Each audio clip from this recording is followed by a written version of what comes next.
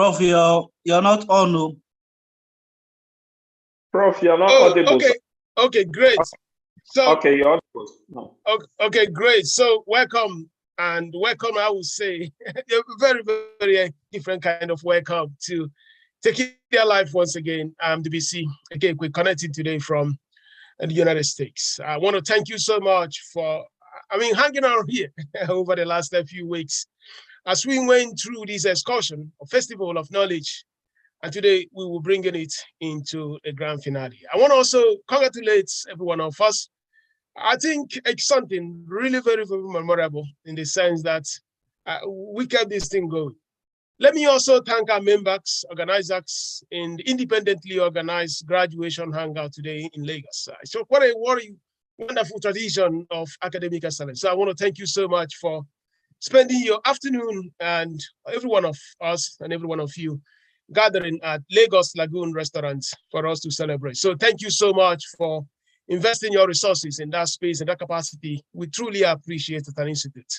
And I will say here that on behalf of our faculty, team and staff, we just want to say congratulations once again, and thank you also for this opportunity of giving us the moment to actually serve you in your academic endeavor. So today, we call it is a graduation day. There will not be a lot of talk, but I will quickly just run through a very, very short presentation. And after that, we will now move into a very short question and answer. I want to thank you from the bottom of my heart for giving us the opportunity to co-learn with you. You've advanced and deepened our knowledge capacities, and I'm very confident that through this, all of us are better off. Thank you, and thank you once again. So let me run through this. And like I have noted, Tekedia Institute is largely designed for every one of us to co-learn. I can't be better than you in whatever you do because you are the expert in whatever you do. And also, I try to be very good in what I do. But when we now come together, we become better because they say that iron sharpeneth iron. So it's a graduation day, and I'll have a presentation titled Travel into a Better Career. And traveling into that better career, I want you just to take a look into the future and say you are making a trip to a very, very far distance. And in that trip, you ask yourself, the destination is a better career. And if the destination is a better career, what are the things necessary for you to have a very great trip? So typically, when we are traveling, there are so many things that we have to take into consideration. And what am I going there to do? And when I get there, what are going to be the most important things that I have to take note of? What do I need to be effective when I get to that destination? And of course, when you have looked at the things that you need, you can ask yourself, who has those things? Of course, some of them are with you, some of them are external. Just understanding who has those things that you need to be very, very successful in whatever that you're doing for that particular trip is going to be exceedingly very, very catalytic. And of course, you have decided I want to make that trip. There are so many paths into a greater career. Which particular path are you going to pick? So we have to now look at those things. And as we have the destination that I'm starting from A, I'm going to B, and B, I want it to be a better career. And when we are talking about a better career, there are so many levels to that. Could be that you want to be a better career in a non-profit organization. Could also be that you want to be a CEO, depending on just what you have defined that better career to be. It's not necessarily, I must note, making more money. That's not just what it means to have a better career. There's so many components to having a better career. So how do I manage the resources that you actually have as you begin to move into that destination that you have desired for? And how do I know as I make that trip from point A to point B when I'm making progress? So if we see a career journey as making a life trip, it becomes very critical that we now can ascertain whether we are making progress or whether we are not making progress. And if we think that we are not making progress, what are the things that we need in order to make sure that we can put ourselves in a very great position for us to be successful. So I'm traveling from Lagos to Aba. And it's like we have a background noise there, just don't know where it's coming from. Okay, so I'm traveling from Lagos to Aba, and I want to know when I get to Aba, what are the things I have to do? And for me to move from Lagos to Aba, there are so many things I have to consider. For that career, you need to want to go to university, or you also want to develop a skill set, or you also want to make sure that you network with the right people. These are the resources that we need. So as we are going into this closure moment for this program, I want you to just ask yourself, what are the catalytic things I need to do in order to improve, let me say, my chances of getting into that better career that I have actually desired or I'm looking for? So it could be, hey, I have just gotten a deeper understanding of business system. Now, the next thing here, how do I actually help my organization to know that I've acquired a deeper level of capability? It could be that, hey, I go to the office, I begin to do things they have not necessarily asked me to do, but I'm very confident that if I add value because of the new knowledge systems that I've acquired, that the company will certainly reward me. So you look at those pillars, and as you look at those pillars, you begin to execute on them. And as you execute on them, I tell you that talents, skill sets, brilliance can never, ever be hidden. So as we do that, there are fundamental things that we know in markets. I've always said it. What you cannot measure, you cannot improve on that. What you cannot put a benchmark on, it is very, very impossible for you to actually deepen that particular skill set. And I take you back to the old debate of the grand universe of Greek philosophers, where they were trying to understand the fundamental rudiments of nature. How they were trying to understand what our world, a universe, what it was made for. You must come through this in your philosophy class in university, read about Thales, Heraclitus, Pythagoras, and he said that the world is nothing but numbers. And that was the Pythagoras postulation, that if we look at everything on earth, it could be summarized that our world is nothing but numbers. And you recall vividly the day our faculty on AI system came here.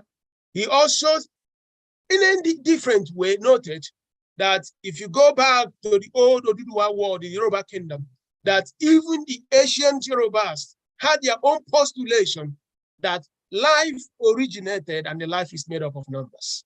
So they now had ancient Yoruba writing, basically comprising of ones and zeros, and how that could have actually stimulated a new dimension of knowledge and understanding of our universe.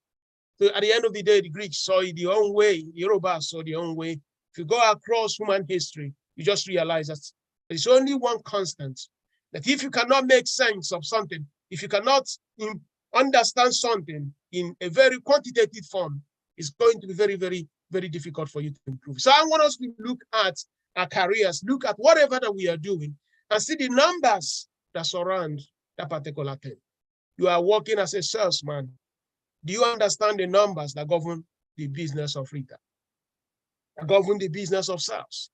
You are working as a businessman. Do you understand the numbers around your customers? Do you understand the numbers around your GDP? Do you understand the numbers around your specific sector? Because if you do not make sense of those numbers, there is even a possibility that you may think you are doing well when your industry is shrinking. In this program, I gave a case study how a businessman that was doing exceptionally well in advertising in Lagos, but his industry was shrinking, and he did not know that the problem was industry, not actually the execution. So when many people were leaving his sector, he was gathering market share, but in that market share, the total cumulative size of that market was shrinking because people were moving the advertisement to Facebook, Instagram, Facebook, and Google. So if you do not work with numbers, you may be very, very busy, but you cannot necessarily advance your mission. And how do we work on those numbers? How do we improve our careers? It turns out the market system has provided a mechanism upon which we can fix frictions in markets. The consumers, the producers, markets bring them, and at the end of the day, we need companies in order to harness how the relationship plays. You are hungry, you don't have food to eat. Instead of looking at people, knocking at people's door looking for somebody who has food, what do? You now go to a restaurant, because that restaurant is a company and you are sure that provides food that you can pay for, and they will give you that food. That payment is the revenue that that company has made. That company is a restaurant. The same thing happens in banking. You have money, you're looking for somebody to lend that money. You can't find, you need money, you're looking for somebody to borrow. Where do? You go to bank, because the bank has fixed that friction, making it possible that orchestration between demand and supply can come into a near equilibrium point where transactions can take place. So also we noted that the frictions in markets are opportunities for entrepreneurs and builders. There's also opportunities for innovators, producers, and for us to be in a position to fix those frictions, we need to have capabilities. Capabilities are the things that will make us competent, qualified to go and overcome those frictions. You want to start a hospital, you need to have capabilities of taking care of people. It means you need to have doctors, nurses. These are capabilities. You want to build a software company, it means you need to have capabilities of writing codes. You need to be a consultant. You need to have capabilities in that particular field. We all go through universities to acquire capabilities. And those capabilities now become the instruments that will galvanize and move us into careers. So our capabilities are going to be the pillars upon which we'll stand as we move into that career. And there are so many ways that we can pick the one we want. Some of us are going to be strategists, knowledge thinkers.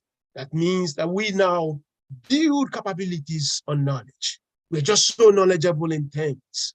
People now pay us tons of money as I work in a company as consultants, because we now have the ability to now deliver solid knowledge systems that can actually improve the market system.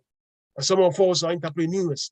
We drive the spirit of entrepreneurial capitalism. We are risk takers. We look into opportunities in market and we say, hey, we are going for them. And also labor. We are going to work in companies and we are going to be hired. It's a very great noble cause. That's what most of us do. That we want to develop capabilities. I want to be a good accountant. I want to be a good HR manager. I want to be a good engineer. There's so many things. At the end of the day, it comes into a constellation. The people, the processes, and the tools. If we pick any, we are going to be very, very good and have a great career. And when we are talking about a great career, don't try to see it's all about money. I have seen men and women that resign from Goldman Sachs to come and become teachers in secondary and high school, because they have just figured out that the more money they made in investment banking, the emptier they became. Say, no, I want to go back to teaching because that's where I did right job. I've also seen people that were teachers, but one afternoon they said they wanted to be entrepreneurs. So what I'm trying to say here is this, that our call to our professional mission as professionals, as individuals, cannot be bounded because of what another person is doing. So the key thing here is for you to discover yourself. Let me say this, gentlemen and ladies, I have never ever imagined that I will not be an entrepreneur. I mean, I was very good in passing exams, can always make good grades in school, so there was always jobs. But there was always this interest. You just want to run your own business. You just want to run your own business. That was a satisfaction that even though you could get a job, that was not it. You know, in Futo, I owned Futo Bubbles. I ran my own campus magazine. I employed my classmates. And when I was in Diamond Bank, I ran my own computer software and things like that. In uni, when I was doing youth service, I ran Alternate Systems, which was a very big company that actually did service for NYC headquarters. So my point is this, that Mr. A is now a CEO of a startup. Does not necessarily mean that you have to leave your GM position in a bank to go and become a CEO. That Mr. C is now a GM in a bank does not mean that that entrepreneurial project that you are working on, even though you are toiling, you have to abandon it. That he has been called into the bar does not mean that the path you're following as an engineer is diminished. That he is a professor does not mean that your call into the convent as a priest has been. The question here is this: what is it that is your mission? And I want us to think deep that even as we're in a business school, that the way we define our careers can have extremely great impact in what we do. And that's, as we do that, I always say this: elevate your minds and also elevate the minds of your customers. Steve Jobs, they will say, he does not work at the needs, expectations of customers, he works at the level of perceptions of customers. How can you build a market that does not exist? How can you pioneer new market systems? If you look back into the lexicons or the journals of food science in the last 50 years in Nigeria, you will not see Indomie noodles. The people brought Indomie noodles. Today we have Indomie noodles. If you read through academic papers, computer science, you might not have seen anything fintech in the last 40 years. Who invented that industry today? If you're looking at so many things, blockchain, Web3, 40, 30 years ago, these things were esoteric. But today, they have entered into the lexicon. So what is going on here? There are people that are building a future that does not exist today. How can we be part of that future? But I want to tell you, it's not really more technology. It's actually more being a visionary. And being a visionary does not mean that you don't make mistakes. Success in life is not opposite of failure. Failure is basically a part of that whole success. Because within success, we find a subset within that success called failure. So my point is, as Facebook closes Facebook gaming because it couldn't do well. You also remember that Google shut down Google Plus because Facebook had competed Google Plus. Just like Twitch had competed Facebook gaming. Just like Dangote Bank, Liberty Merchant Bank went bankrupt because he couldn't compete with about Tekedia in FaceBank PLC. So my point is, as we pursue that mission of building things that do not exist, taking customers from their level today into a level we want to take them. As we move them into that journey, we create what we call fandom. And that fandom is giving them a new level of dimension. We could make some mistakes, but let's understand one thing, that is not the end of everything. We can now find how we can recover and continue pursuing that noble mission for what we have to do. At Tekedia Mini-MBA, we look at three critical themes. Innovation is critical. If we do not innovate, nothing will happen. And that innovation must translate to growth. There's just no way you can say you have innovated if you cannot drive growth. Because the essence of innovation is to improve the products, fix the frictions in the market. And by fixing that friction in the market, it basically means you are creating things that customers want because they have a need that you are trying to meet. And if you meet those needs, that means the customers become fans. And if you do that at scale, you see a massive level of growth in whatever you're doing. The bank at large will arrive, customer growth will be evident, and good things happen. Everyone becomes a rock star because the business is doing well. So innovation must give rise to growth. And that growth, most times in our world, in our time, is nearly directly or indirectly powered by digital execution. There is just no business today you think you can do without understanding how internet will change whatever you're trying to do. The power of the mobile internet will shape the ordinance of market system, redesigning and rearchitecting everything that we have known, right from the time of Adam Smith, fundamental invisible hand of business system. So we have to understand how is the web changing our sector, changing our market, and also changing our business models. And if you are doing mining, how is the web going to change that? Even if you are doing financial services, how is mobile internet going to change that? Indeed, connecting that innovation to growth and seeing how you continue growing by understanding the fundamental elements of digital execution It doesn't mean that we have to forget the offline execution. Say digital. It means it can be offline, can also have a digital part that is offline. So as we do that, I believe vividly that there is only one thing that is constant in our world, that when you have innovation, there will be growth. And it's going to happen at individual levels, it's going to happen at enterprise level, companies level, and it's also going to happen at national level. And that has always been consistent over the last 2,000 years. If you look at the GDPs and the gross world product of nations, nations become poor because they cannot innovate. So many ideas, but no products and services. They become rich when they begin to innovate. They now can turn those compounds into vaccines, not just coming up with the physical laws, natural philosophy laws, but they now use those natural laws to build aeroplanes. They use those understanding of chemistry to make vaccines, so that when polio, tuberculosis come, they do not die because of those, because they have been able to turn those ideas on compounds to now make vaccines. And when those products and services are created, innovation society evolves.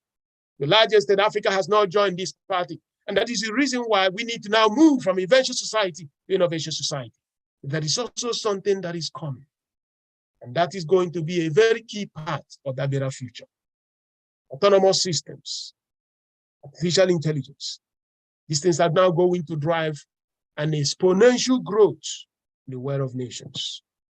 And I believe many of us will be part of that future. And I'm very confident that if we persevere, continue to advance our knowledge, continue to push, we will see that the world is full of abundance because better things are yet ahead of us. And when I say this, we're so honored and privileged. And I say, let's go and win the future because we are ready to lead. And as we do that, just before I open up questions and answer here, and I just said these are the things to know. Congratulations, everyone. And also, if you have some assignments and the labs that you are here to turn, please just try to turn them as quickly as possible. The certificates now becomes available from tomorrow. Just, this is the way we do it. We could have just said, let's send the certificate to everyone. But we don't like to mass batch a certificate. The reason being that more than 80%, I would say more than 60% of our members have not even started. In other words, I mean, they have not finished. Let me use it. Many of our members have not finished. So because some of them are still in week 2, because there are more jobs, the job is demanding their time, or maybe some people are sick. If we just say this evening, let's mass send all the certificates to everyone, the implication is that we could end up sending certificate to somebody who never even have opportunity of going through the program. So what we say here, when you have gone through, or you feel that you've accomplished whatever that we have there, just send us an email. We'll send you a link. And when you get the link, just go put your name the way you want it and you download the certificate. Once you click that link, it expires. You can only use it again. But the good news here is that we keep a copy of the certificate and it's auto verifiable by looking at the code that is on that certificate. In short, last 2 weeks, there was a young man who was being vetted by Facebook, and it became a CDD very key that if you do this, because the time frame that we put on that certificate is based on the time you tell us you're ready to get a certificate. So if you delay it by next week, it means the certificate will come with the date of next week. So we, of course, welcome you. Go to Facebook, Twitter, Instagram. Just if you tag us, tag me, tag anyone, we're very happy to congratulate you. You have access to the next 9 months, 12 months from the day of registration of the day the program begins. And if you also want to join the next edition, you get a 50% discount just being an alumni member. And we also want to talk to your colleagues, friends, and associates office that we actually want to have you here. So thank you so much, gentlemen and ladies. I want to congratulate you once again, and I'll say ready to lead. So let's now take the questions and answer so that I can allow people to go and take care of the evening. Thank you so much, and thank you for the opportunity. Thank you. Okay, so let's take it one by one. I think there may be so many of them today. Let's go to Patrick, please. Yeah, thank you very much, Prof. As usual, the vintage will stay on. Thank you. The excursion you've taken us to, a lot of construct has been picked up and is actually impacting on our everyday life. So I want to appreciate you. Prof, I want to talk about lithium. Chinese company of late has gone really berserk. They are picking every conceivable lithium mining site that you can think of. And this is very, very deliberate because in Nigeria, foreigners can own assets 100%. For horizontal or vertical side of it, I don't know if it's a wise thing for any nation to be doing. Allowing your critical asset, which is solid mineral represents, to be owned 100% by foreigners. But I see a very grave danger in allowing our lithium on a deliberate, because they have the money. So they're deliberately picking up these sites. So I don't know, how would you, assuming that you're in government, what will you do to actually stop this thing on its track? Because I see danger ahead. Thank you. Let me say here, we just village boys here to start getting into complex things in Nigeria. But let me let me say here, let's hope that as we go into the next election, people will begin to actually make better decisions. I must note here that I'm not very, very happy just looking at the quality of leadership at local, state, and national level to a large extent across Africa and also specifically Nigeria. So there are some very great leaders at the state level and also, but we have not. So everything that you are seeing is just lack of leader. There's no need of wasting time on that. We are hoping that we can get better leadership. This is not a political statement. This is just that we have gotten to a stage where we are even talking of solid minerals. Just look at your oil price goes up, your nation struggles, oil price goes down, Nigeria struggles. So but oil price cannot go sideways. Because it cannot go sideways, we just have to wait. Whenever it goes up, there's trouble. When it goes down, so that's just, so let's not waste time on that. Hopefully the next president of Nigeria will come, and that person will help to make sure that the Commonwealth is not imperiled. China is having there was an article I read today, how even the locals are now saying that even their communities have been taken over by Chinese. And then you ask yourself, does it mean that the police, nobody? So let's not waste time on that. There's nothing we can do about that, except that I promise you, if you vote the right candidate based on the way you assess it, hopefully Africa will keep getting better, and we keep getting better leaders. So let's go to Frank's place. Go ahead, please. Okay, thank you very much, Prof. Congratulations for everybody who have made it so far, and excellent. Certainly going to review that again. So my question today is around pricing. So I'm kind of struggling because in terms of the consultancy that I do, in terms of B2B, so I have been in the diaspora for a while. Now I'm in Africa, but I'm struggling to adapt my pricing to African market. What would you be doing? What kind of advice would you be giving someone to, when you have the choice, obviously, of picking a client that can pay more versus somebody who can pay less? Why would you give the business to someone who will pay less? But at the same time, trying to bring what you have also in Africa is part of my biggest mission.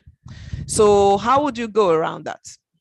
Thank you. Yeah, that's actually a very, very important question. And I think I will recommend that we go back to our pricing class. There are really two components there. They have what they call value-based pricing. There is also the cost-based pricing. So the value-based pricing here, you are not looking at your fixed costs and your variable costs for producing that particular product. Rather, you're looking at the derivable value that the customer will get from that particular product. So when it comes pricing, because cost-based pricing may not just make sense. So, and you also be leaving a lot of money on the table if you follow cost-based pricing. So this is going to cost me $10. Let's say using any currency in Africa, maybe it's 10 naira. And I want to, the variable costs, maybe I'm adding 2 naira. There is a fixed cost which is distributed across the whole output. But let's say at the end of the day, the total cost is 12 naira. If you just say, let me put my mark of 3 naira, you say 15 naira. You could have priced out many huge segment of your market. And perhaps 15 naira, there are people that are ready to pay 45 naira. So, but you are now giving it to them at 15 naira when there are people that can pay 45. And when you're putting in that 15 naira, you could just realize that you're just where you are not supposed to be. So, but if you use value-based pricing and now do strategies, call it sachetization. Sachetization is basically saying, I'm not going to price in bulk. I am going to price like in sachets. You know, like if you want to use the detergents, today they have a detergent you can buy for 10 cents, 20 cents, all of them are in sachets. So if you look at Tekedia Mini-MBA, we price using the sachetization strategy. If you want your homework to be graded, you add extra $30. If you want to do class, a final project, you add extra $60. But the main cost is $140. So what we have done there is there are people that can afford most to include all those components, but a majority will say, I don't have money beyond that 140. So let me just take the 140. I'm not interested in the $30 one, the $60. So if you have that, what that gives you is you can capture a significant base market of the customer base. And then you can also tap those that now have a little bit more cash to add more services, to pay for more services. But if you have lumped everything together, say, okay, the minimum cost, let's say is $250 or whatever. And then you are going to price out those that cannot afford $250, but they can afford $140. So as you look at your consulting service, see how you have a benchmark base, and then you now begin to add the services. It could be like, if I'm delivering this program to you on Zoom remotely from, let's say, Benin Republic to Lagos, you're going to charge us equivalent to, let's say, 1 million naira. But if for any reason that you also expect us to come on site, then you have to add extra 500,000. By making it that way, you can capture customers that do not have a lot of money in terms of their budget for that project, and you can also capture those that have money and can spend to do that. But pricing has to be dynamic, and most times you don't price because you actually want to get immediate monetary value completely at the same time. If you look at a customer and that customer is very strategic, say, if this person can allow me to say that he used my product and I offered him a service, I'm even ready to discount it by 20% just for that person to agree that he or she, and if he does or she allows you to make that reference online. I'm so honored today to be visiting company ABC in Lagos. I'll be spending 3 days here looking at their accounting. I'm a chartered accountant. This is what I do for clients. Thank you guys for inviting me. That post alone creates a validation in the minds of other customers. And that would actually be more important than whatever you could have charged them. So what I would suggest you do here is to find a way that you could cover the bottom of the segment of your market and also give opportunity to capture more value so that you don't bring the US pricing methodology, and into Africa. It doesn't work. Maybe people buy things in America after 6 months, they realize they have not even removed the tag. What do? They go to Goodwill and dump it. Because, hey, I just bought this and I never even opened it. Because shopping is more of an entertainment for some women and some men here. You just go and spend $1,000. So why did you spend this? I love shopping. So because it's entertaining, the joy for them is not wearing the item. It's actually in the spirit of the shopping. That's where they get derivation. And once they have gotten that desire, they don't even bother whether they have used that item or not. So, but we don't have that kind of customer base because disposable income in Africa is not high enough for people to make those kind of decisions without taking into consideration. So that's why I just take it, Francis, before it becomes academic. Thank you so much, Prof. That was useful. Yeah. Let me try to see the customer segment we should target in Africa. I think there was a post I did on that. I made a customer target in Africa. Let me see. Let me just check Tekedia here. It's a where you have your highest concentration. Okay, I got it. So if you check here, I don't know if you can see that, gentlemen and ladies. Let me see if it's better here. People that are making really not much. This is the sweetest spot for anyone to be in the Africa, $4 to $8 per day. So that's where you have the largest number of African consumer customers. I know you are not in the consumer B2C, but those that are working in B2C markets, you need to, this is where you have the largest customer base. So the people who make about $4 to $8 per day. If for any reason you are pricing, you cannot price it to accommodate these guys, you are going to be in trouble. So if you're pricing for people up to $20 per day, that's what they're taking. You're going to basically have very few customers that you can reach in Africa.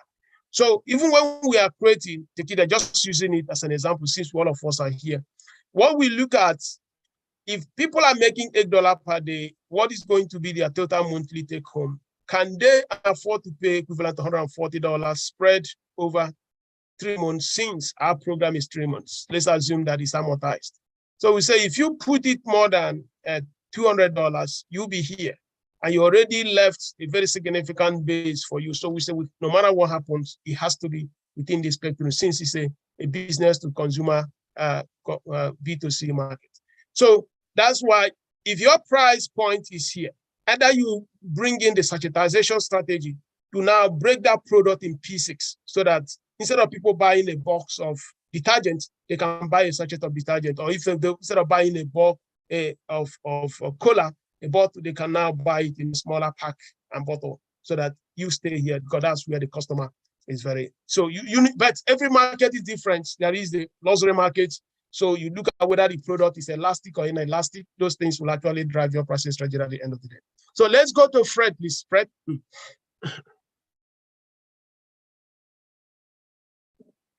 Okay, is Fred there?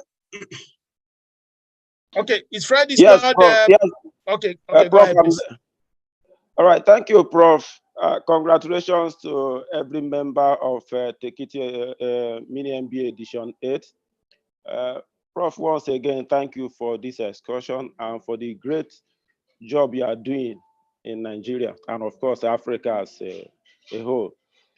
Last Tuesday, Prof, you mentioned that those who win in markets operate at the age of aggregation, discovery and the aggregation. You use Flutterwave, Kuda Bank, and Paystack and then Nigerian banks to give instance. Prof, I would like you please to maybe throw more light on that, using maybe the pharmaceutical product distribution in Nigeria and that of solid mineral sector, please. Okay. Let the okay. Solid mineral. It would have been really very good if I have the cup, but let me just put one here. So you said pharmaceutical products. Yes. You said pharmaceutical products and yes, and distribution. Yes, Prof. Interestingly, I'm trying to see the players here, because yeah. So in this one here, I have used the PC industry. I've used the PC industry. So let's see how we can do that. Because in as much as we use fintech in the one I illustrated on Tuesday or so, if you look at the, let's use the PC industry completely. Let's see how we can translate it into the pharmaceutical. These are the companies that make most of the computing devices we have in the world. Firstcom is a company that packages. Full of places, actually. Okay, it will take like Foxconn is a company which packages most of the Apple products. It's one of the largest, I think, employs more than 1 million people in China and beyond. And Lenovo, of course, bought the IBM laptop business. It's also a very big company that makes laptop. Using that smiling curve, we can say that their value is the least. It's because they are the center. But this company called Intel and AMD, another one, they are the companies that make the microprocessors, which to a large extent these guys use. So Apple is also here. Apple makes microprocessors. It makes the Apple chips. So these companies build those computational systems that these guys now package. They get higher value. Of course, AMD is a better business than Lenovo or Foxconn. Then there also at the other side of the curve, you have Accenture, Infosys. These are now companies that become exceedingly big because they offer computational services, computing services, consulting services around computational systems. By now, offering services to customers, big banks, big organizations, as based on these servers and computers these guys are assembling. So what I'm saying here is that those that operate here, they command higher level of value. Those that operate here command high value. But it does not mean that those that operate here do not capture value, just that their value is very small. If you also come in the car industry, Mobileye, Samsung, these are companies that continue to supply special chips to car companies like Toyota, Ford. And then you also have the other side, you have companies like Uber, which are now just turning the cars into something else. They are capturing the market cap of Ford. If you look at it, is certainly going to be smaller than the one of Uber. I can just check it here. So, but for the pharmaceutical, I don't want to give this notion that you cannot capture value by staying at the center, because it could be that you could be at the center and also be at the edges. Just like we noted that many banks in Nigeria now are becoming holding companies. So by being holding companies, they offer the typical banking services, but they also have orthogonal services at the edges that ensure that they keep capturing value. So they can have a fintech solution and make sure that they can compete with companies like FlutterWave and Paystack and things like that. So if you have a company like Pfizer certainly is here, but Pfizer is also a distributor to a large extent, because it works, let's say during this COVID stuff, it works here, and it also influences because the product it sells is just nobody can just come and make all these COVID vaccines anyhow. So it can capture massive level of value that it can even also play a significant role because of the kind of industry it plays. Give me time, let me study that the pharmaceutical industry just to see how the players are arranged. That you are a big investor in innovation does not automatically mean that you cannot capture value at the edges of the smiling curve. In other words, that you have a FlutterWave here, you have the big banks here, you have maybe InterSwitch, Valve, and Visa, MasterCard at here, does not mean that if a pharmaceutical company producing drugs that you cannot play a role here. You cannot play a role. So it's very, very important we look at it so that we don't interpret it that if you are providing a critical enabling infrastructure, that automatically means that you are not capturing any value here. In short, Apple is also here. Apple is also here. Apple is also here. Apple has a Apple Pay. Apple has many services through Apple iOS iOS platform. Then Apple makes hardware devices. So you can be here, you can be here, you can be here. And that is why Apple is end-to-end. So Apple wakes up in the morning, he says, hey, Facebook, I can drop your market capitalization by 50% by changing by how you track users of iPhone. And what am I going to do? I will ask this user to opt in instead of being opted in by default. Just like that, Facebook loses 50% of its market cap. That because Apple is here and can influence those at the edges. But it cannot necessarily do that to Google, because Google has a platform called Android, which it doesn't want to harm it. So Facebook suddenly becomes the only company today, companies that just suddenly is lost. And you can check it by looking at the market valuation of Facebook and how all these things are. I think a Facebook stock, let me just check it just for us to see. So you see that over the last 12 months, the thing was at 384 per share. It's now 160, which basically means that Facebook has lost 50% of its value, because it was close to $1 trillion. Now it's 430. Why? Because Apple actually did that. When Apple changed how you track people that are using watching advertisement through iPhone. So that's the power of also being at the center, that you can also stay at that center. Depending on your positioning and what the regulators allow, you can shape those at the edges. So it's not necessarily all bad news. Fred, I don't know if you followed me on that. Yes. I've been following you. Maybe more on the solid mineral sector. Yeah, the solid mineral sector. If you look at the solid mineral sector, there are really no major antecedent participants. The guy that gets the rights to operate the mine, 99% of the time, he's also the one that chartered the helicopters and the plane to move it outside Africa. So they never really do the processing in Africa. So to a large extent, it's end-to-end.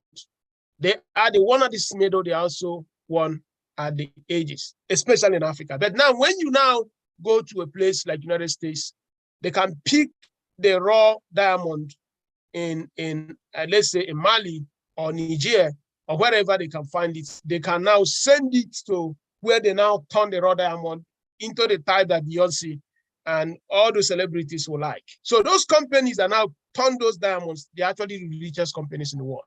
They are not necessarily the ones that are involved in the mining. So the ones involved in the real mining are the center, while the ones at the edges are actually the ones that capture. But even then in the one at the edges, you now have the people that now organize for these diamonds to be shot. Like the late Kobe Bryant, I think he had a problem with a wife one time. I think he said he bought either a $30 million, was it $5 million or 30? I can't just remember the amount, $1 million gold or a diamond. The day they mentioned the insurance, because they don't keep such things at home. Otherwise, criminals will just come and ransack the whole house. So once the lady finished using it, somebody has to come with a escort to come and pick it up. They take it to the bank or the vault or the safe where they keep it, because the value of the diamond is even bigger than they're more valuable than the house they live. So those guys make money, and you know those that they are bankers. They are bankers because bankers have to insure those assets because they are becoming extremely very, very critical. Yeah, they become extremely very, very, very critical. So the guy that is digging this thing in Mali or in or somewhere in Zamfara is at the center of the curve. While those that are now packaging it at the red carpet and those that are also insuring them are those that are actually making tons and tons of money. And the same thing happens with cocoa.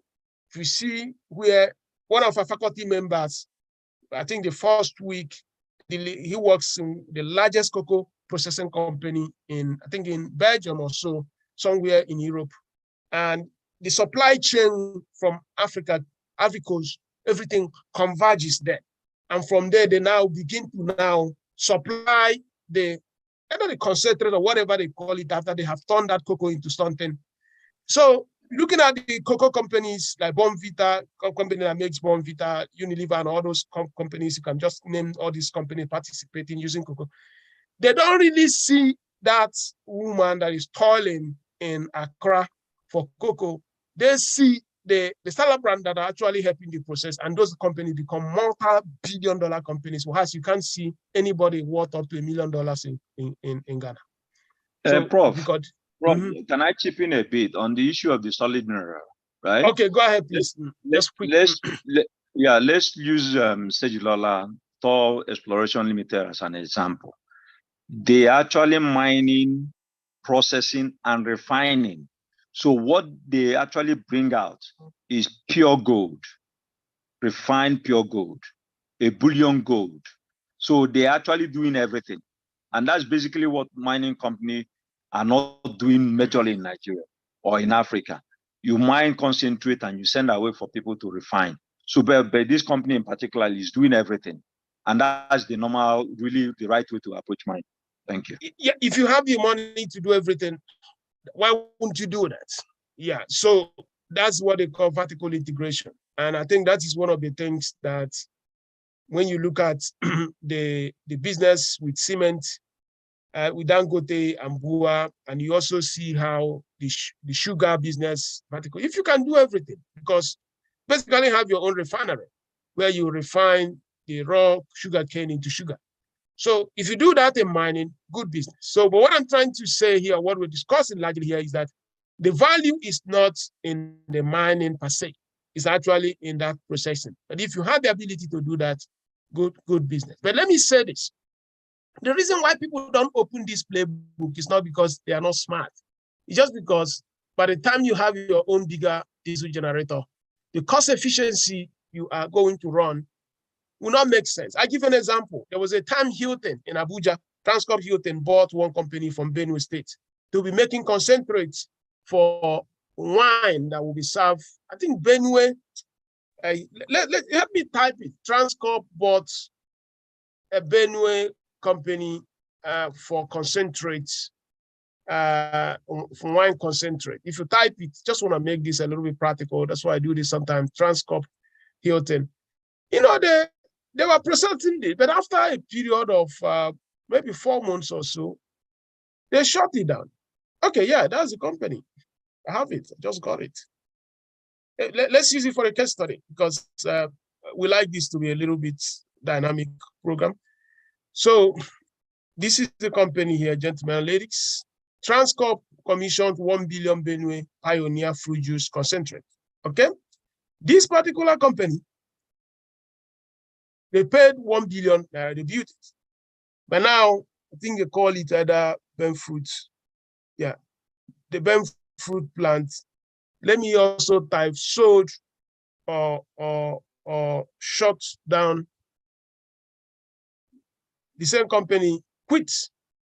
Could you see the speed? They bought in 2012, they shut it down 20. And if you read the press release, what happened? They said that they realized that they were wasting.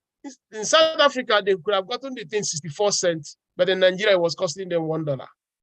So importing the concentrate from South Africa, they would have just needed only 64 cents, but in Nigeria, it was costing $1. So why should you be producing in Benue State with $1 when you can buy it in South Africa with 64 cents? In other words, producing in Nigeria was so expensive, there was no business making it. So they shut it down and then focus on importing for South Africa. You know why? If you check, it has to do with power. It could be that power was taking 50% of that plant in their production system. And because we didn't have plant, they have to use diesel to run a plant. That became the issue. So if you can do mining with diesel generator in Nigeria, I mean, process it, good luck. But I can tell you that likely the Chinese are going to have a better cost positioning than you using diesel generator to do that. Just like Transcorp demonstrated that this is not a gossip. Just go online and read it. So they were very, very honest to explain the reason why they had to shut down that plant, because it was really very painful for the workers when that thing happened. The worst part of it was nobody said, okay, I am going to pay for electricity.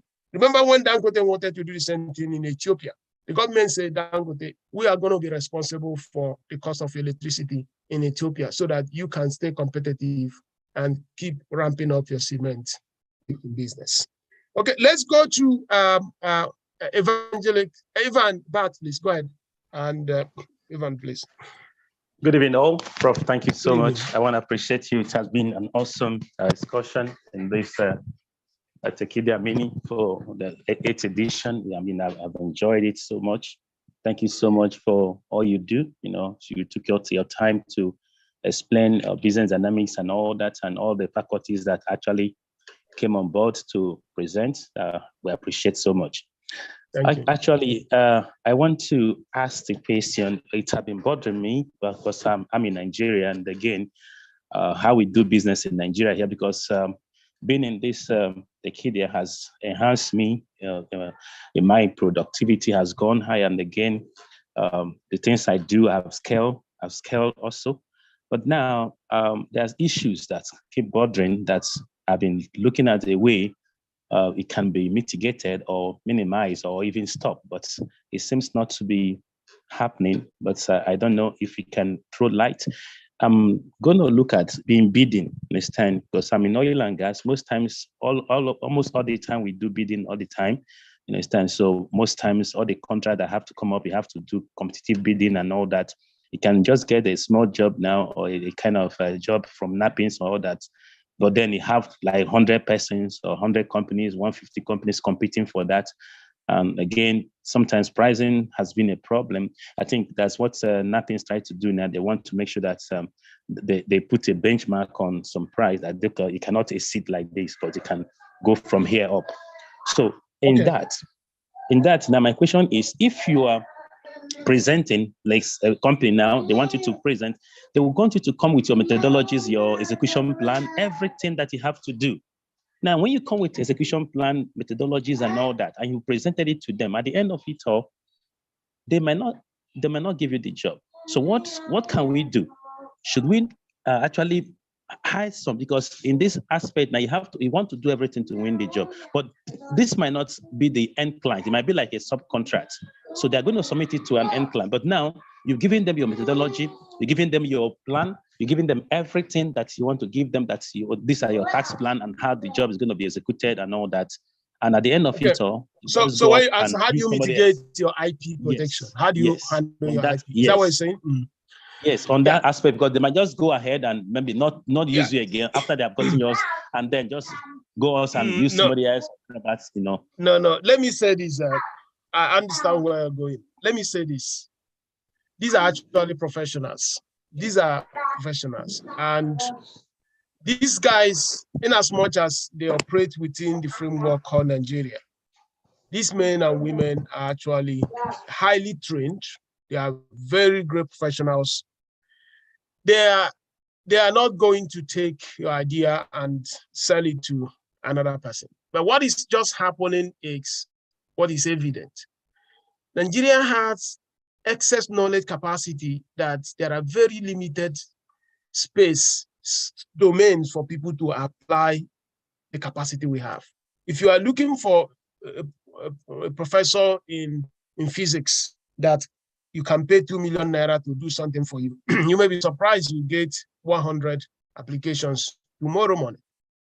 Now, everyone has to compete to get that. Then your problem now is not necessarily how you are going to look for people, but the problem is that how are you going to tell the others that are also qualified that unfortunately you can only take one person. I called the other day, that's why I don't post job-related things on my LinkedIn, because most times it causes problem for the people that you thought. It was a company that assigned people here. I was trying to do good because looking for, they now say that their server was having problem because of the number of people that apply. So I should go and delete the post. So I don't like posting it because they may be looking for 4 people. All of a sudden they have 1,000 applications. How do they handle that? So what is going on here? The 150 people are looking for opportunities, and they are as competent and qualified, and just like every person. I'm not saying there are no issues of corruption, but I'm depending that you have so much competent, capable people that there are not just many opportunities that can keep people busy. So when something comes up, even the qualified ones cannot get it. So that is what happens. And I would not suggest you start reducing your quality, because it doesn't help you. Because the other people you are competing are trying to elevate their games, because Nigeria is the only place I know in the world where a student passes entrance examination to university and he doesn't have space, because about 2-point-something million people write JAMB. The maximum allowable space, 500,000, which basically means that even if 1 million students should pass, only 500,000 will be admitted. So when you are trying to get into university, you didn't get in because, hey, you are the smartest. It's just that there's a little bit of luck in it, because there were also other students who are very competent. They passed the exam, but somehow they chose the wrong school, and that wrong school, they did not have the right catchment or whatever. They have lost a year. It's more difficult to get into a university in Nigeria looking at percentage. I mean, America, if you want to go to college, you go to college, because they even have more spaces than the number of students are going to college. But in Nigeria, it's the reverse. And that has always been the reason why we struggle for everything, because we live in a world of scarcity. There are more people waiting for a bus than available buses. There are more people waiting for anything that are available. So there are more people waiting for contract than contract available. So everyone has to struggle. But you cannot improve your odds by reducing how better you are before those people. And I can say they are not taking your distance, because other ones, they are also as good. I said this because I have an external viewpoint looking into Nigeria. And when you see the quality and the knowledge, not just Nigeria, even if you go to Ghana, even Benin Republic, if you see what young people in Ghana, what they do, extremely brilliant, the kind of education we have. The problem is just that we don't have opportunities. And how do you know we don't have opportunities? In United States, their GDP is close to 27 trillion. They have a population of about 340 million people. Nigeria has a population of 310.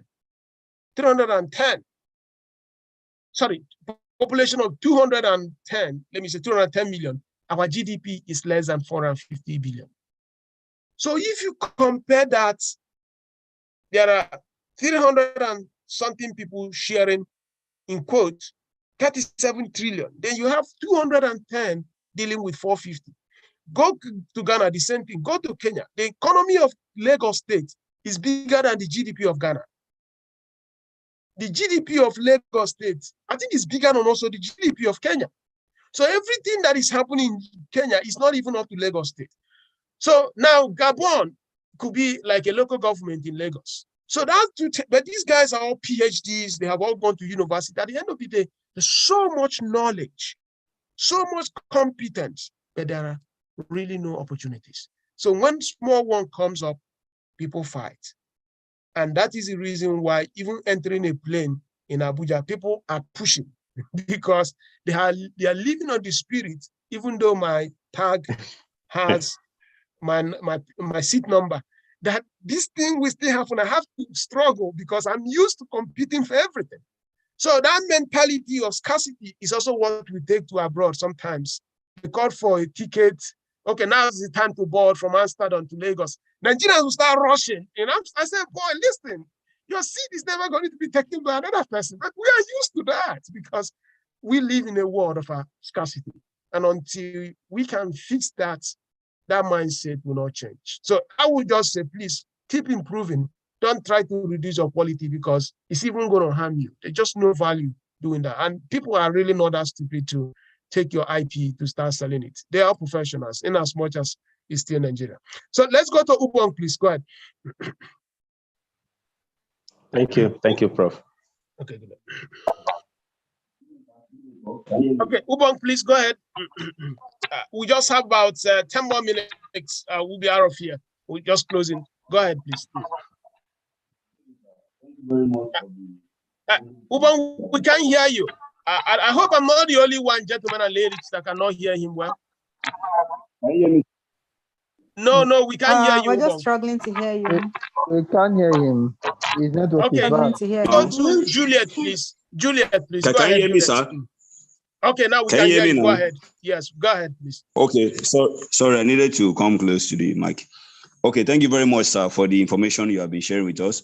My company is Well of Science in Nigeria, Well of Science Limited. We are a sustainability-driven company. So we focus on the area of sustainability. So there's a project we are working on currently targeted at reducing single-use plastics in stores and malls. So we have been able to come up with a bag, a reusable bag that allows you to earn reward on every usage. So the more you use the bag at a store, the more you earn rewards, which is integrated with the technology on the mobile app. So I just wanted to ask a question because what we're looking at now, we are at the point of validation and market entry. So I just wanted you to give us some of your insights on what you think will work best, because we're looking at onboarding corporate organizations, to use the bag for their staffs and so that it can count as a sustainability drive for them, Okay. and also helping to reduce single-use plastic. So I just wanted to hear from you, sir. What would be your insight? What will you advise us to approach it from?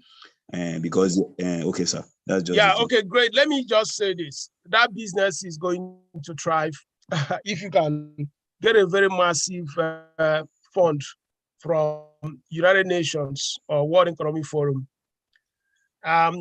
Because the challenge here is this: that is what they call marginal cost.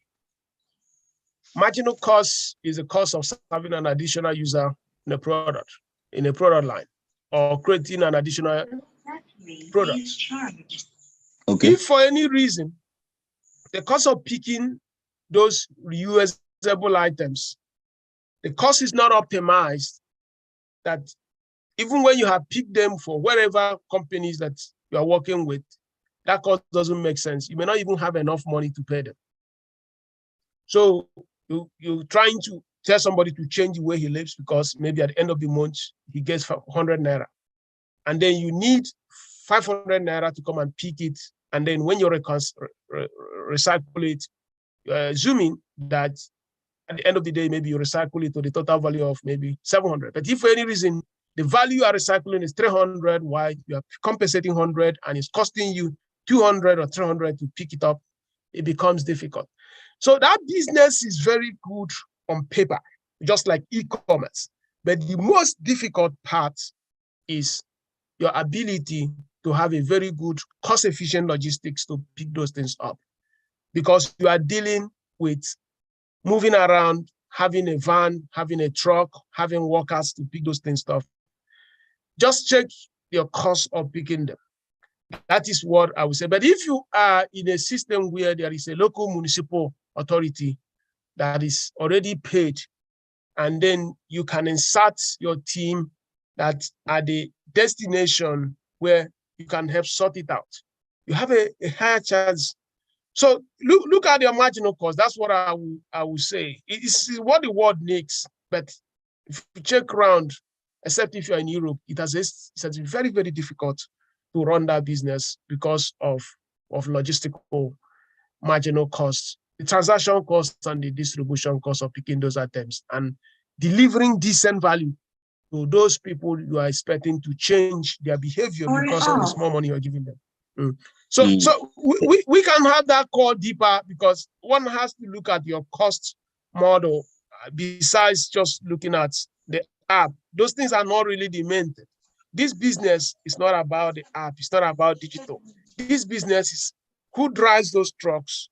How much are you going to pay them? What is the cost of picking those items? How are you going to drive enough volume so that when that truck starts from, let me say, Ojoleba in Lagos, and is ending up in the front of Eco Hotels or thereabouts, that you have enough volume to fill it up, so that the fuel, the diesel. So let's take it offline, because you need a lot of company. I'll be very happy to speak with you. Just talk to admin.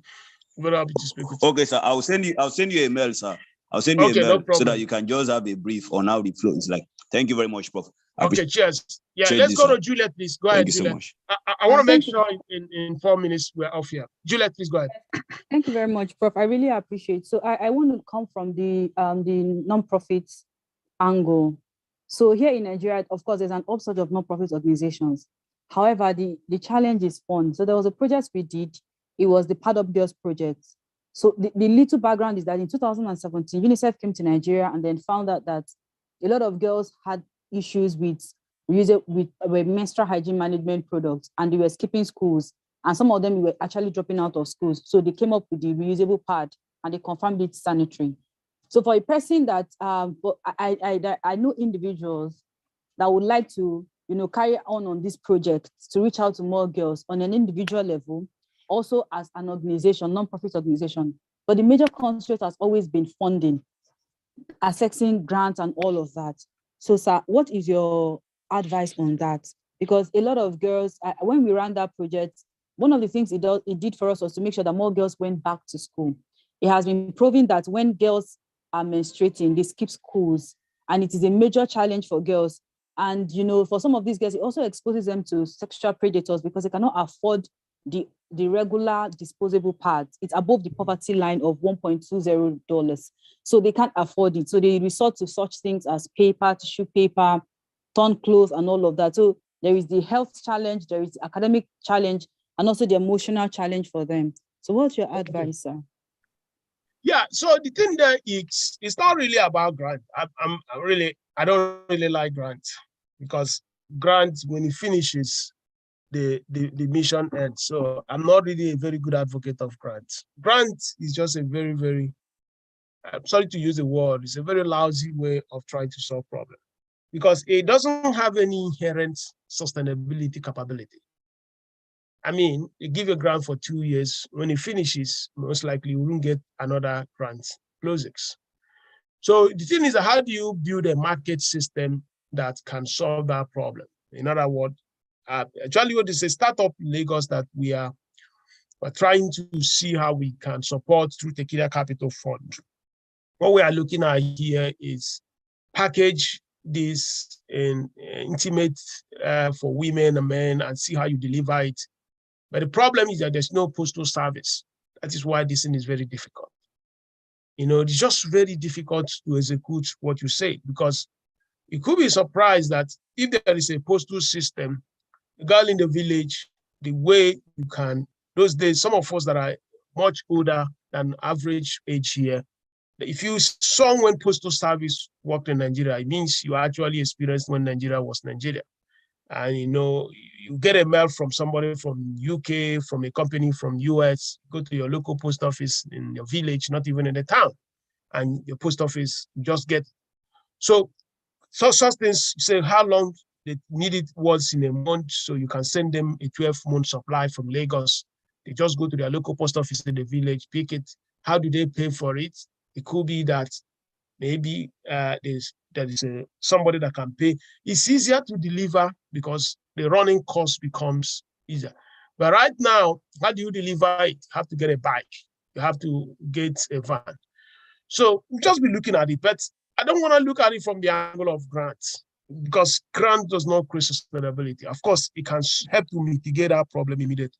So I would challenge you to think, how can you people come up with a market-oriented solution where get those parts, get those sanitary systems, and find a pricing methodology that can work.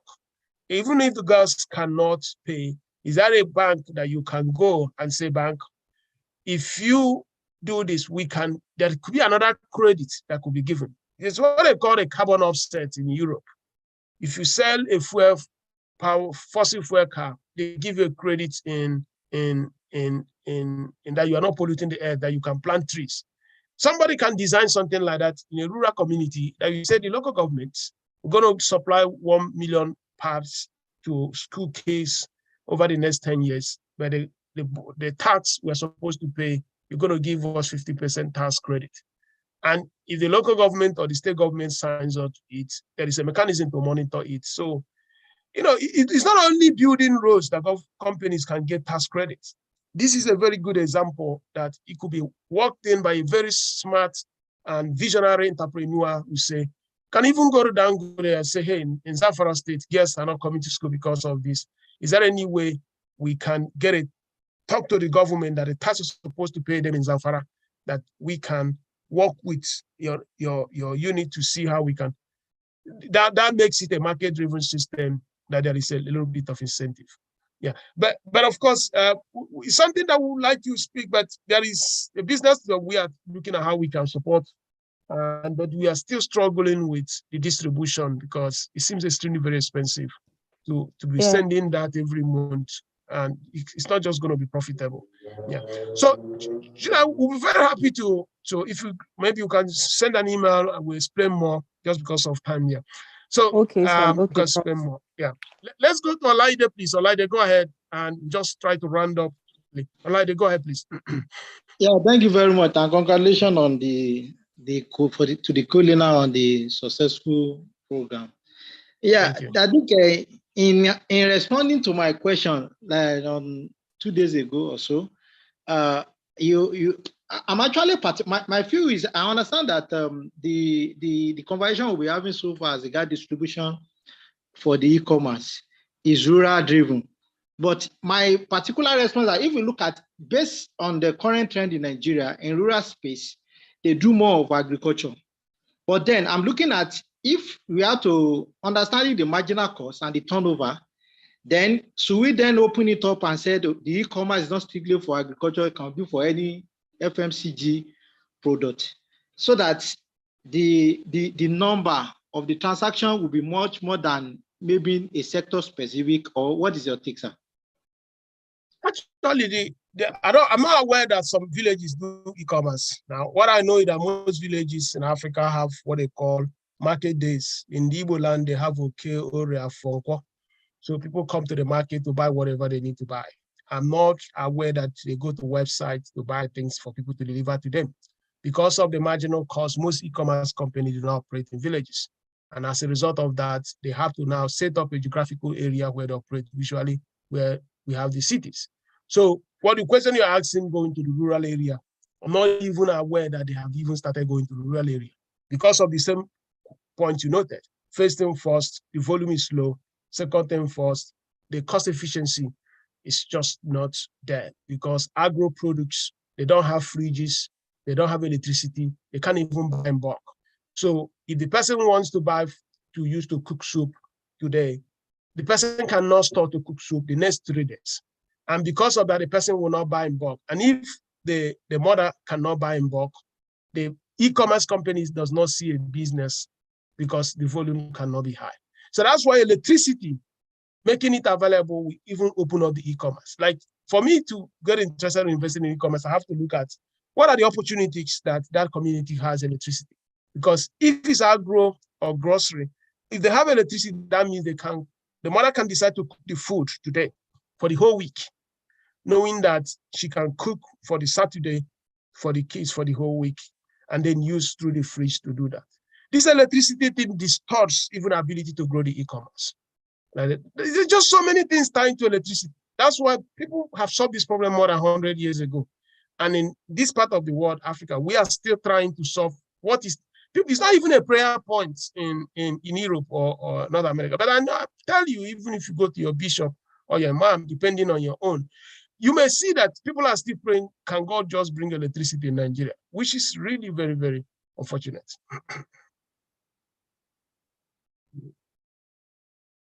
So let's go to Wilson. I think Wilson, go ahead. And but yet look at this company called Copia Global, Olaide, and see what they are doing in some parts of Nairobi, but not purely rural area per se.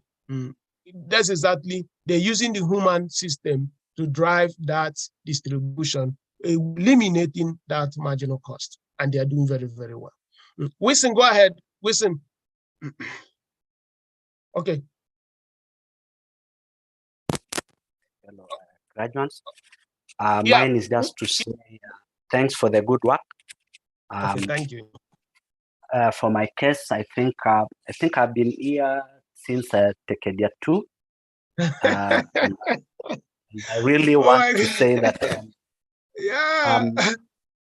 Because, okay, for my case, I come from a technology background. So this kind of a business environment has really helped to hack my technology mind to be a little bit more business savvy. So it's just to say thank you for the good work. Keep it up. Thank And you. one other question that I have is on concerning the masterclass. I would like to get in. Okay. Yeah. Okay. You want to get into the master class, right? Oh, I can't hear you anymore. Actually. Okay. Well, we can't hear you. Okay. So maybe we'll follow up with you. Mohammed, please go ahead. Mohammed, let's take the last question so that we allow people to get back. Go ahead, Mohammed, please. Good day, Prof. Yeah, good day. Thank you very much. It has been an amazing learning experience. Thank you. What I want to say is my company, Cloud Otumba Limited, we are working on introducing electric vehicles into the African Middle East market. And we have teams of engineers who are working on the design process of our vehicle. So we are designing our vehicle from scratch. So company of our size, how best can we go about it in fast tracking the design process, going to prototype and introduce the vehicle into the market? Because getting fund has been the major challenge. So I don't know how best we can maximize the available resources for us to be able to make headway with the design process and the rest of it. Will it be fine if I ask you if we can just schedule? I can just speak with you for 40 minutes or 30, and just because of time, and we can just have a chat. So reach out to admin. I'll be very happy to speak with you. All right, sir. I'll do that, sir. Okay, great. So, gentlemen and ladies, I want to thank you so much for joining us. And Wilson, please, the team here, they have said they sent you a note. And so just read it. The Tekedia Masterclass actually has a link. So you can just go there and register and they will take care of it. They said they have sent you a note. So just check your email. So I want to thank everyone. And I will say once again, congratulations. And thank you for joining us at Tekedia Institute. And of course, if you join us in the next one starting September 12th, the course will be different, the faculty will be different, bringing in so many domains we couldn't go through it live because we just have limited number of space to bring in all the faculty. So we keep rotating them. We welcome you. Get a 50% discount on that. And on that, I want to say thank you once again. Congratulations. If you tag, post, tag me, we would like to reciprocate that. You can now send us an email to request for a certificate. And you just give the team a little bit of time. They'll start processing it hopefully by tomorrow, but they will send you a link. So welcome and thank you so much and congratulations. Good evening. Thank you, Prof. And, good Thank night. you very much, Prof. Thank you. Thank you very much. Thank you, Prof. So great. Thank you, everyone. Congratulations to everyone. Congratulations. Thank you, Prof. Congratulations. Congratulations. Thank you, Prof. Thank you, Prof. Oh my Thank you very much. gosh. Thank you, God, this is Congratulations, beautiful. everyone. Congratulations, everyone. Yeah, We love This is you. beautiful, Thank you, Prof. Prof. We Thank you, love you, everyone. Prof. Thank you. Congratulations. Oh, we love you, A big Prof. congratulations, Prof. Thank you very, very much. Mr. Prof, Bat, don't we give see away. you again. Prof, Itayo, don't give play away. the music for us. Play Yeah, music. thank you, Nosa. Thank you. Thank you, Nosa. Ofiadulu, Don't thank you give away so for much. us. Nice. Thank Hi, you. everyone. Thank you. Itayo, play song for us. Oh. Itayo, don't give away. Don't give away. Ofiadulu and Eyitayo, should make plan for the get together for those who are outside Lagos. Look for Port Harcourt and Enugu. We want our Yes, own so get together. yes, we want our own. The Abeg. We next Port Harcourt edition. and Enugu and Abuja Yes. people. We want our Don't mind own. them. Let them continue to cheat us. Everything Lagos. Please do give away for those of us in Boston. Find them. Please remember people like us, Jesus boy in Port Harcourt to and Abuja. Remember us. Jesus boy. Please. Jesus boy. We are so we Abuja people. We want our own. Where are you in Somalia? Even some of us from the bush can even come to Abuja. But this Lagos is once in a while we are congratulating ourselves now. Everyone. You are free to relocate to Lagos. So I bet we don't want to come to Lagos. You see, we don't want to come to Lagos. We like our Abuja. Why? You're free to relocate to Lagos. Like, you see, how was your hangout today? How you enjoyed it? I guess I'm the only one. Yes, it was beautiful. Okay, was Chukuma there? Was Jesus Boy there? Chukuma, are you okay? Are you okay? I Are you didn't in every continent? You see, I didn't see the cruise. We were just seeing the pictures you snapped outside. We didn't see where you were drinking. Don't mind them. They fear water now. They fear water, so that's what happened. We didn't see where you were swimming in the swimming pool. I thought it was maybe going to be the next one you will come so that we'll... No, don't worry. We'll invite you to Abuja, Enugu. We'll invite you to Enugu edition. To Enugu. Yes. We'll invite you see and Lagos salesman to Enugu. Say there's water in that place. Okay, so gentlemen and ladies, we have enough now. We're gonna shut this thing down now. You will come and see water. All right, Prof. Thank you very much. And thank you so Continue on much. WhatsApp. Continue conversation on WhatsApp. Thank you. So please continue on Bless you, WhatsApp, sir. please. Yes, thank God you. bless you.